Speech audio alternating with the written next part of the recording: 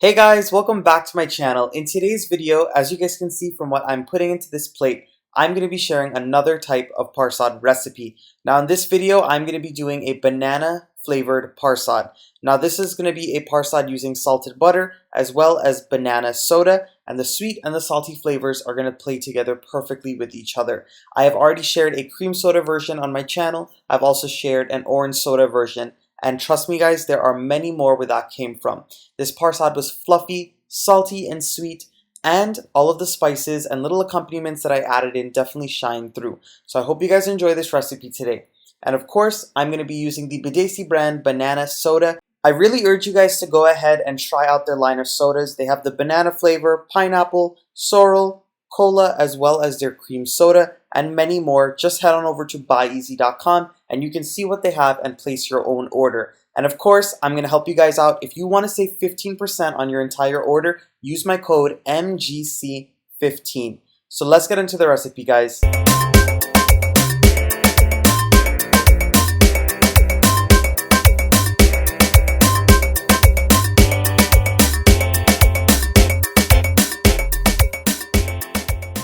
Alright guys, so the first step for this recipe is to make sure that you have your banana soda or whatever type of soda that you want to use for this Parsad on deck and ready to go.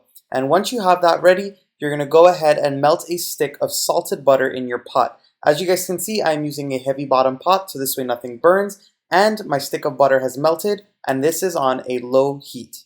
So the reason why I melt the butter on a low heat is because if I were to melt it on a higher heat than that, the butter tends to brown when it's in the pot.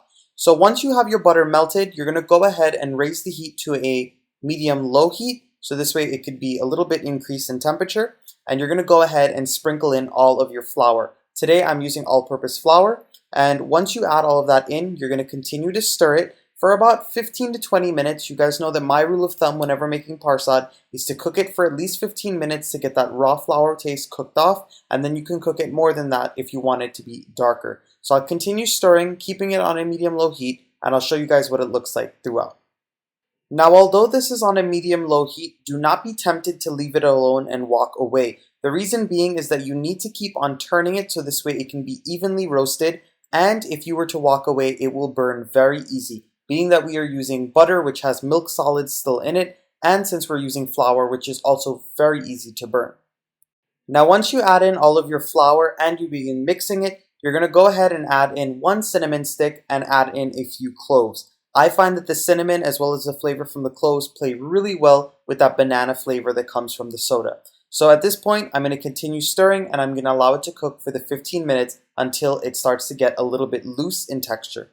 So this is what my mixture looks like after exactly 15 minutes of cooking on a medium-low heat, and this is exactly what you want it to look like. You want it to look like a mixture that has gotten wetter and it's also gotten lighter in texture. When we first added the flour into the butter, it was very crumbly and almost hard, but now when you stir it around, it's more loose and more wet. So this is exactly what you want. If you want it to be a little darker, feel free to cook it for a few more minutes, but I prefer the soda Parsads to be a little lighter in color than when I was making a normal Parsad recipe that I would use ghee with.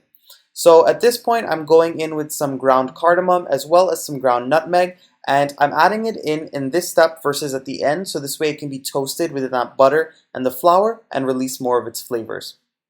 And once you stir all of those spices in, you're going to go ahead and add in some raisins. Today I'm using golden raisins that I've soaked for a little bit. Now you want to soak them about 15 minutes prior to cooking, so this way they do not burst when they are in the Parsad. So I'm just going to stir those around until they puff up like balloons. So I don't know if you guys can tell, but all of those little raisins have gotten very plump and they have puffed up. And you're going to notice that they do not pop, and the reason why they don't pop is because we soaked them prior to the cooking process.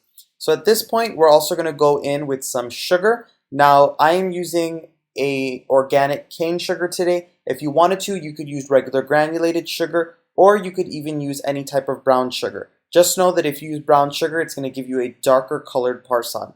So what you want to do is just stir the sugar in a little bit. The reason why you put the sugar in the beginning like this, before you add any liquid, is so this way the sugar can caramelize just a bit and give you more of a deeper and a richer flavor. And once you've gotten all of your sugar mixed in for the most part, you're going to go in with your maraschino cherries. Now, just as with any type of Parsad recipe, the cherries as well as the raisins are optional. But in my family, we do like dry fruit in our Parsads, so that's why I add them in. But if you did not want to add them, feel free not to. Now at this point, you're going to go ahead and slowly stream in that banana soda. You want to stream it in slowly so this way you do not get too tacky of a Parsad. You want to keep stirring it in until all of the soda that you added in is incorporated, and then you can go ahead and add in more. You want to make sure that the amount of flour and butter that you had in the pot can properly absorb that soda.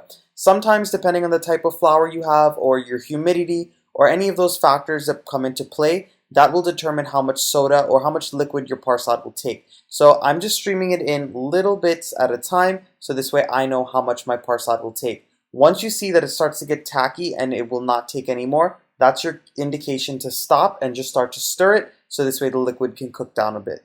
So I just added in the last bit of my banana soda that I think that this mixture can take, and as you guys can see, as I stir it, it's nice and fluffy and it's sort of sticky on the edges. That's your indication to stop adding in the soda and just allow this mixture to finish cooking at this point. Another indication to look for when this Parsad is done is that it starts to leave the sides of the pot. If it is still sticking, it is not done. You need to keep stirring it. And I don't know if I mentioned this before, but as you're adding in the soda and as you're mixing it in this stage, you need to keep it on a medium-low heat. If you were to put it on a high heat or a medium heat like we would normally do for a regular Parsad, then what would happen is that soda would burn immediately, and that is not what you want. So I'm just showing you guys how much soda I have left. I have about 2 tablespoons left in my bottle. I didn't want to add it in because I didn't want my Parsad to be too tacky and too sticky. So that's pretty much it, guys. It's left the side of the pot and it is ready to serve. As simple and as quick as that. So I really hope you guys enjoyed this quick and simple Parsad recipe. Again, you can go ahead and play around with any type of soda that you want and put this Parsad together. I promise that you guys will not be disappointed when you give this a try. So I hope you enjoyed this video. Go ahead and give it a nice big thumbs up. Subscribe to my channel if you're not subscribed yet. Make sure you hit that red icon so this way you're subscribed, and you hit the bell notification so you'll be notified when I post my newest videos. And also, don't forget to leave your comments. Bye guys.